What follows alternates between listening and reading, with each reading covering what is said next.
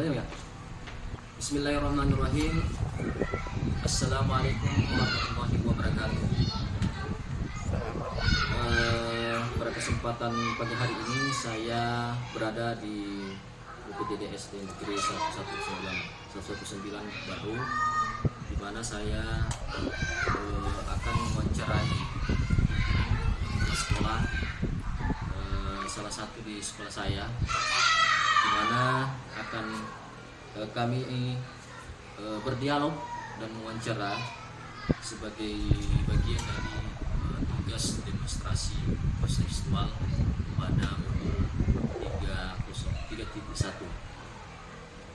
Hal ini perlu kami sampaikan bahwa analisis praktik pengambilan keputusan dilema etika tersebut, diantaranya ada para pemimpin yang kami akan mencari dua kelas nantinya. Namun pada hari ini pula kami berada di sekolah kami sendiri dulu, di mana pengetahuan tentang terkait masalah 4 paradigma, 3 prinsip dan segala kebencian.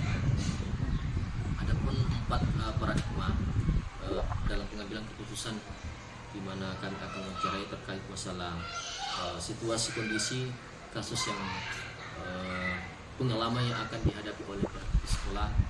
Pertama adalah paradigma kelompok, di mana ada pertentangan antara individu melawan kelompok yang lebih dominan atau mayoritas dalam sebuah perkumpulan yang lebih besar itu. Kemudian kedua adalah rasa keadilan dan rasa kasihan, justice atau versi mercy, pilihan antara mengikuti aturan dan seperti atas. Kemudian kebenaran lawan kesetiaan, itu terkadang dalam mengambil keputusan kita harus memilih antara jujur atau setia kepada orang lain. Kejujuran dan kesetiaan ini dicap menjadi pertentangan yang berat. Kemudian keempat adalah jangka pendek dan jangka panjang. Lawan jangka panjang, kemarin paradigma ini sering kita dihadapkan pada situasi antara mengambil keputusan jangka panjang atau jangka pendek. Kemudian ada 3 prinsip pengambilan keputusan, yaitu pertama, sistem pendidikan kita di sini adalah ngerso sentulada, artinya seorang guru harus mampu memberikan contoh terbaik dan teladan bagi peserta didiknya. Kemudian kedua, imatia mangunkarsa, artinya seorang guru harus menjalin komunikasi yang baik dengan peserta didiknya. Ketiga, Kori Handayani harus menjadi penggerak dan motivasi peserta didiknya dan potensinya masing-masing. Jadi dalam pengambilan keputusan, di mana di sini adalah 3 prinsip, itu melingkup pertama adalah berpikir berbasis hasil, yaitu N basis thinking, kemudian berbasis peraturan, basis thinking, dan berpikir berbasis hasil terlebih basis thinking. Dan demikian penggunaan prinsip sesuai dengan nilai-nilai yang bertanam dalam setiap guru penggerak, di mana prinsip ini cocok digunakan para guru memiliki empati tinggi, rasa kasih sayang, dan kemudian prinsip itu adalah di mana digunakan guru memiliki sikap jujur dan komitmen yang kuat untuk tunduk pada peraturan. Kemudian ketiga adalah di mana guru yang reflektif dan memiliki jiwa sosial tinggi. Adapun 9 langkah pengambilan keputusan, di mana di sini pertama adalah mengenali bahwa ada nilai-nilai yang sering bertentangan dalam situasi tertentu. Kemudian kedua, menentukan siapa yang terlibat dalam situasi tersebut. Kemudian kumpulkan fakta-fakta yang terlibat dalam situasi tersebut. Kemudian keempat, pengujian benar atau salah. Kelima, pengujian paradigma benar dan benar. Dan keenam, melakukan prinsip reproduksi. Dan 7, investigasi trilema. Dan kedelapan, buat keputusan. Dan 9, lihat lagi keputusan itu lalu refleksikan. Dari item 4 paradigma, 3 seri prinsip dan segala kategori nilai yang akan menjadi satu gambaran untuk rujukan untuk mewawancarai, sekaligus juga untuk bagian di mana kita menggali pengalaman pimpinan dan kepala sekolah yang kami akan wawancarai. Demikian dari kami, saya Hamka SPD, calon guru penggerak angkatan 9 Kabupaten Baru, di mana UPTD SD Negeri 119 Baru. Sekian dan terima kasih. Kami akan melakukan sesi pertanyaan wawancara pertama kepala sekolah dari UPTD SD Negeri 119 Baru. Sekian, terima kasih. Assalamualaikum warahmatullahi wabarakatuh.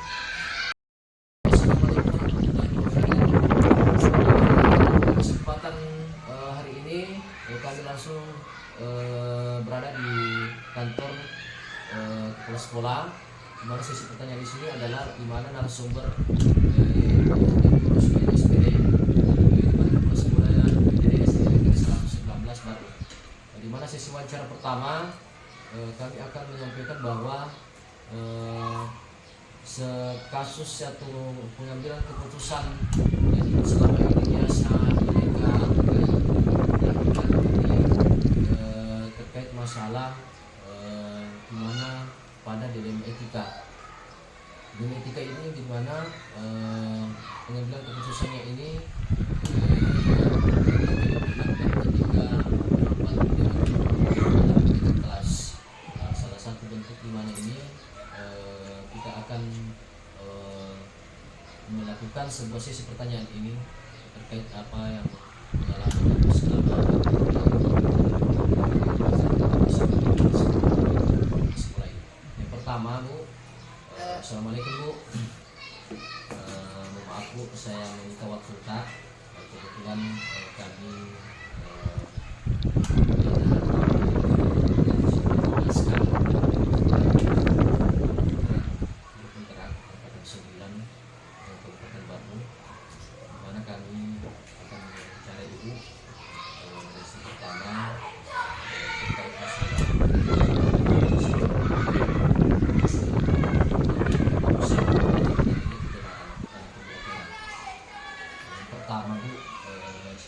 saya ingin menanyakan selama ini bagaimana Ibu dapat mengidentifikasi kasus-kasus ini? Terima kasih. Bismillahirrahmanirrahim. Mengenai dilema dalam kasus moral itu dalam situasi kebenaran. Pertama dalam situasi kenaikan kelas. Biasanya setiap kenaikan kelas ada rapat dewan guru. Nah, sementara di situ kita harus mengambil keputusan benar dan salahnya karena tidak berada di situasi yang berusaha ini. Nah, kasusnya benarnya harusnya kita betul-betul menyaring yang mana yang mampu naik kelas. Sementara kita ikuti aturan yang benar harus ikuti pemberian aktivitas. Nah, itu dilemanya bagaimana anak-anak bisa naik kelas sementara yang seharusnya belum bisa ke kelas berikutnya. Nah, itu pertama. Yang kedua, merasa kasihan. Merasa kasihan itu karena anak sudah naik kelas biasanya kan dari pengaruh ekonomi orang tua atau keluarga. Nah, biasanya kalau anak tidak naik kelas otomatis itu berdampak ke pendapat orang tua. Biasanya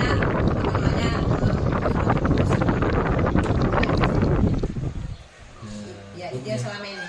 Ya, terima kasih, Bu. Kemudian jadi hal tersebut itu merupakan dilema etika ya, Bu. Iya.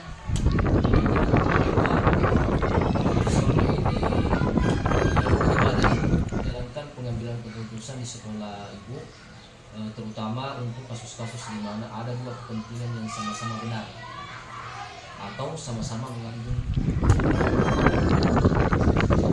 Selama ini kita lakukan itu komunikasi. Pengambilan keputusan itu tidak serta-merta artinya dari kepala sekolah. Dan kita harus mengadakan rapat dewan guru untuk pengambilan keputusan sehingga bisa berdampak positif kepada peningkatan anak-anak atau siswa kita ke depannya. Selanjutnya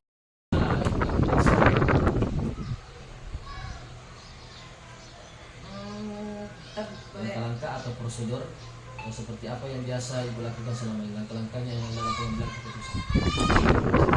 Langkahnya misalnya kita melakukan komunikasi, kita harus jalin komunikasi kerjasama baik itu antara dewan guru, komite dan orang tua siswa. Yang keempat, Bu, apa saja yang selama ini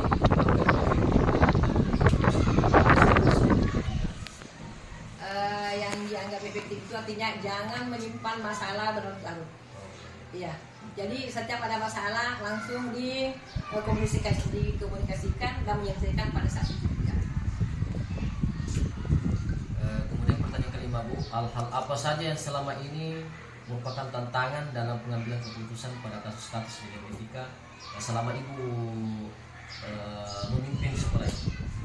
Tantangannya tentu ini masalah peningkatan profesionalisme Dewan Guru mengenai kedisiplinan, dan alhamdulillah berjalan dengan baik.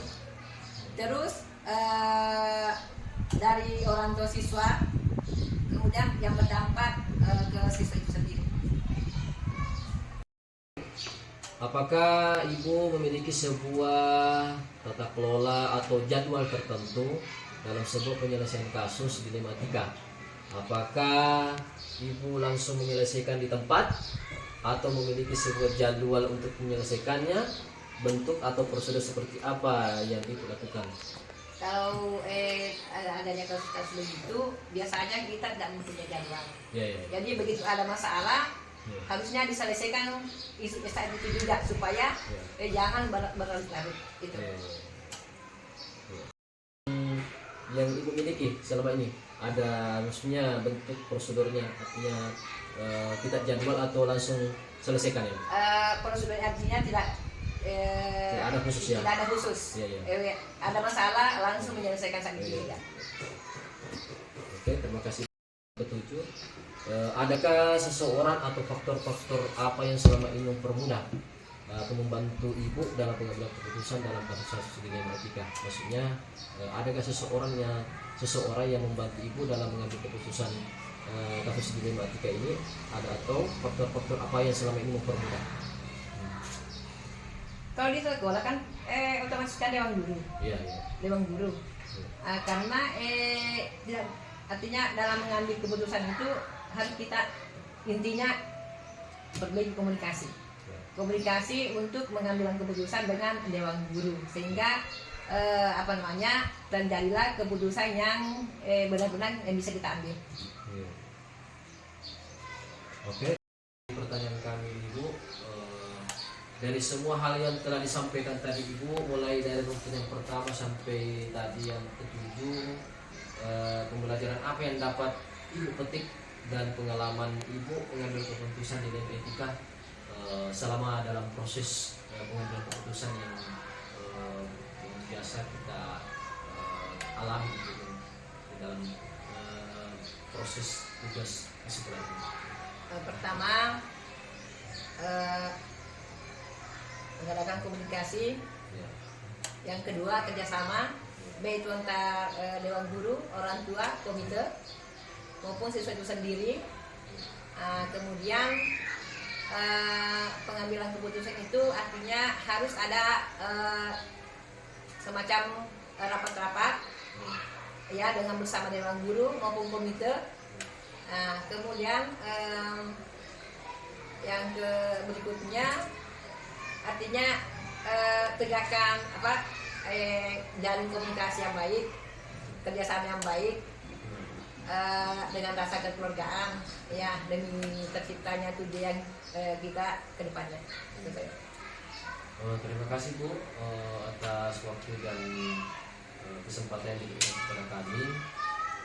Apa yang kami wawancarakan tadi itu merupakan salah satu bentuk apresiasi kami sekaligus pembelajaran dan motivasi kami dalam rangka penilaian dari pengambilan keputusan ini dalam kebajikan pembelajaran yang di dalamnya ada 4 paradigma, 3 prinsip dan 9 langkah-langkah pembelajaran.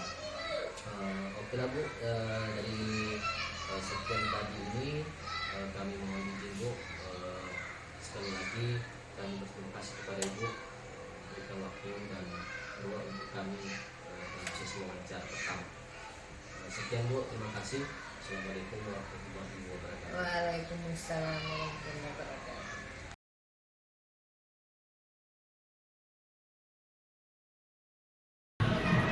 Baiklah, kami berada pada sesi pertanyaan wawancara kedua, di mana di sini kami akan mencari salah satu kepala sekolah yang berada pada tetangga sekolah kami.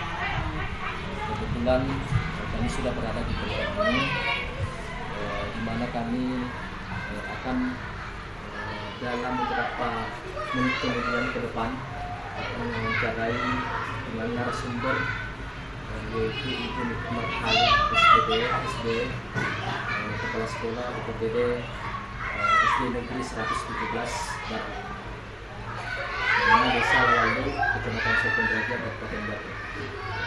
Pada kesempatan hari ini pagi hari ini kami sudah berada di kantor sekolah ini.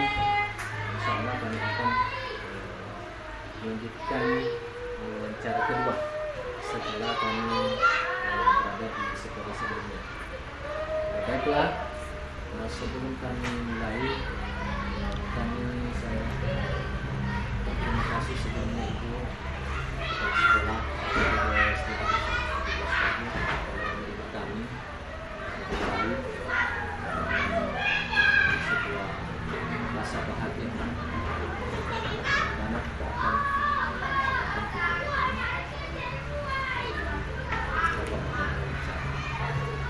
baiklah, kami pada kesempatan hari ini kasus terkait selama mungkin pengambilan keputusan yang dilakukan ini biasanya selama itu mungkin kepala sekolah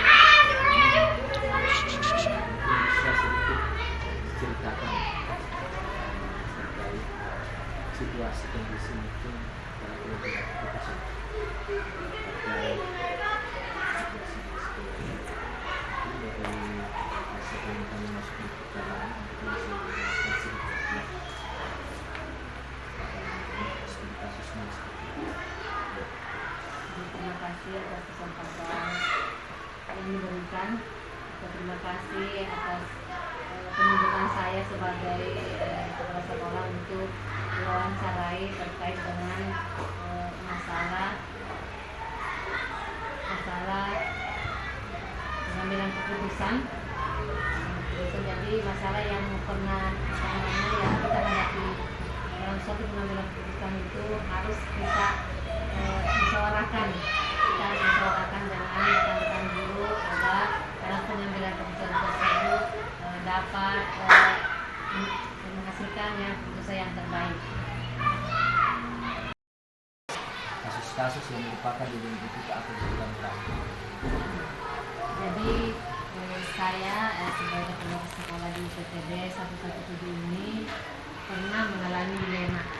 Dilema itu di mana pada saat pembagian tugas, ya, jadi pembagian tugas seorang guru saya akan tunjuk untuk mengajar di kelas yang lebih tinggi lagi. Biasanya dia mengajar di kelas 4, kemudian dia ditugaskan untuk mengajar di kelas 6.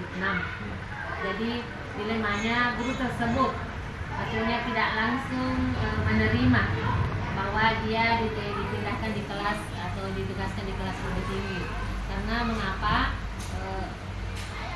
Dia beranggapan bahwa saya belum siap, karena manakala kita pindah ke tingkatan yang lebih tinggi, kita harus belajar lagi.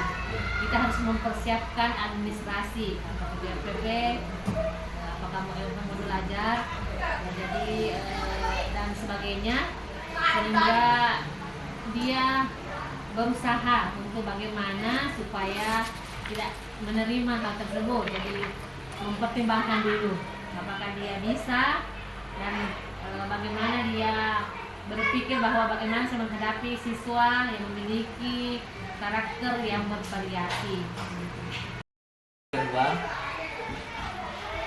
Selama ini bagaimana Ibu menjalankan pengambilan keputusan di sekolah Ibu, terutama untuk kasus-kasus di mana ada dua kepentingan yang sama-sama benar atau sama-sama mengambil nilai kebaikan?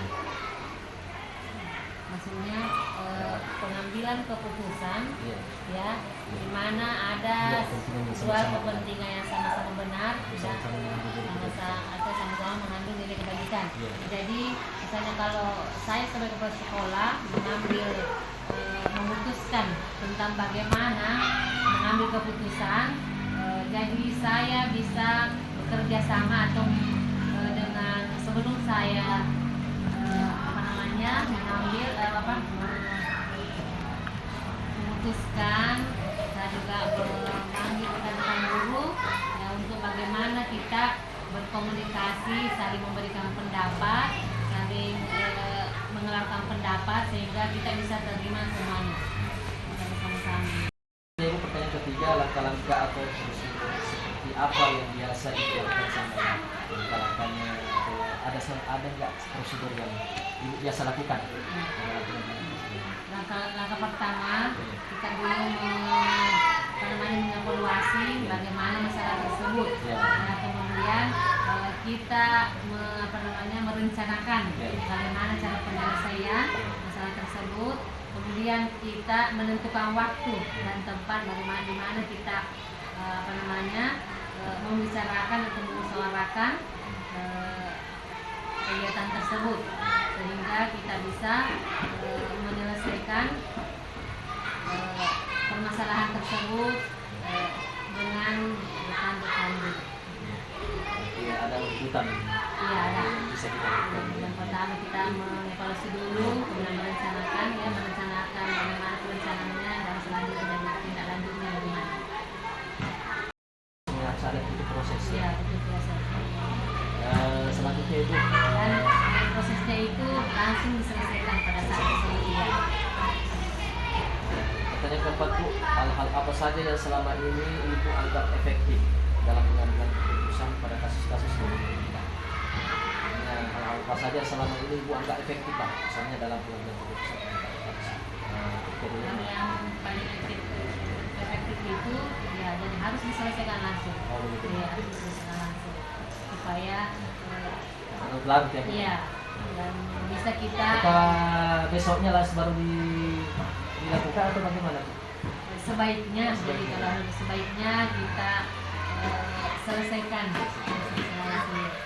supaya hal tersebut bisa kita kendalikan ya, bagaimana kita mengatasinya secepat.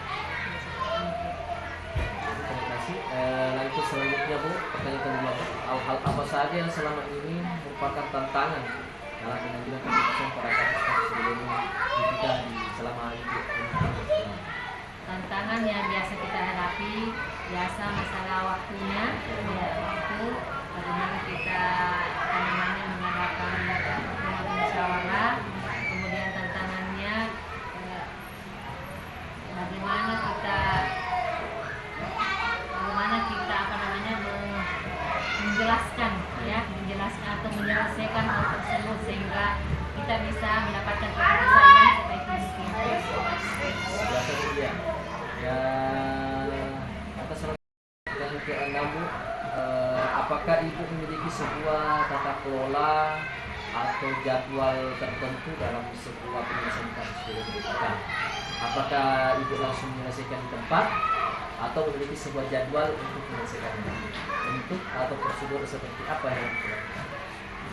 Biasanya kalau misalnya masalah tersebut tiba-tiba terjadi, ya tiba-tiba terjadi misalnya ada kalau yang dengan siswa ada perkelahian, jadi sebisanya kita menyelesaikan secepatnya, ya agar hal tersebut tidak berlarut-larut dan bisa diselesaikan secepatnya. Misalnya kemudian kalau hal-hal misalnya yang tentang pembagian tugas, pembagian tugas itu kita bisa rencanakan, ya tidak sekaligus, jadi direncanakan dulu bagaimana sebaiknya masalah tersebut bisa kita selesaikan. Berarti hal ini aspek kita tidak mesti bahwa di tempat diselesaikan kalau misalnya dalam pembagian tugas dan dalam waktu. Ya betul. Selain itu kan identifikasi sudah pastilah apa yang pertanyaan ke selanjutnya Bu, apakah adakah seseorang atau faktor-faktor apa yang selama ini mempermudah atau membantu ibu dalam mengatasi keputusan dalam kasus ini? Dalam apa namanya menyelesaikan tugas-tugas itu ada. Jadi yang menjadi saya sebagai kepala sekolah juga merupakan meminta bantuan, ya, kita minta bantuan kepada rekan-rekan guru, siapa tahu ada maksudnya pendapat atau usulannya yang bisa kita pelajari bersama atau yang kita bisa sepakati bersama agar supaya keputusan atau dilema yang kita hadapi tersebut bisa kita selesaikan dengan baik. Biasa Bu ya. Terakhir itu pertemuan kami yaitu dari semua hal yang telah disampaikan, pembelajaran apa yang dapat ibu petik dari pengalaman dalam pengambilan keputusan ini? Pengalaman yang bisa kita ambil bahwa dalam mengatasi suatu dilema atau masalah, pertama-tama kita harus kita harus mengorganisasikan bagaimana masalah tersebut, kemudian bagaimana kita mengevaluasi bagaimana kita merencanakan penelitian tersebut, bagaimana kita mengadakan musyawarah atau untuk mencari mendapatkan keputusan, dan bagaimana kita mengevaluasi refleksinya dan bagaimana kita menindaklanjuti hal tersebut. Jadi kita menyelesaikan suatu masalah itu harus berencana, kemudian dengan musyawarah bersama. Terima kasih Bu dengan kesempatan cara kedua Bu. Kami sangat berterima kasih. Yang jelas kami sudah memenuhi apa yang kami harapkan. Sekiranya kami juga ini berharap akan belajar ini dimana dari dua kasus yang mungkin kami sudah wawancari tadi itu menjadi sebuah pembelajaran yang sangat luar biasa untuk kesempatan pada hari ini. Semoga hari-hari Ibu sehat, bahagia, dan pada kesempatan pagi ini pula wawancara kedua kami tutup, dan kami sangat terima kasih. Sekian dan terima kasih.